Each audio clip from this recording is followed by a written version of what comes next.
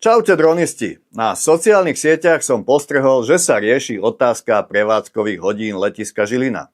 Išlo hlavne o to, čím sa riadiť, keď sú prevádzkové hodiny a čo platí, keď nie sú prevádzkové hodiny. Keďže ani mne toto nebolo jasné, tak som sa spýtal na dopravnom úrade a odpoveď teda je, že ak sú prevádzkové hodiny, tak sa lieta klasicky ako v CTR. Keď nie sú prevádzkové hodiny, tak sa lieta ako v ATZ. Ak neviete, ako to je, nájdete si video na túto tému, nájdete to na tomto kanáli. No a teraz otázka, že kedy sú teda prevádzkové hodiny. Na ich webových stránkach bolo uvedené, že od roku 2023 sú prevádzkové hodiny denne do 18.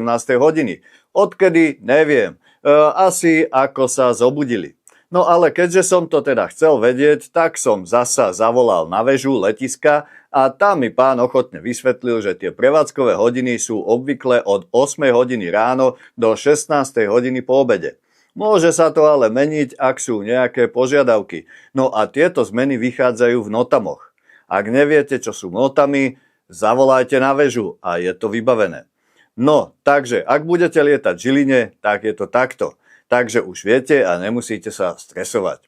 Na záver štandardne pripomínam, že máte zľavu na Smartwear.sk, ak uvediete kód DroneArena. No a samozrejme, ak chcete byť v obraze o lietaní s dronmi, nezabudnite kliknúť na odber tohto kanála.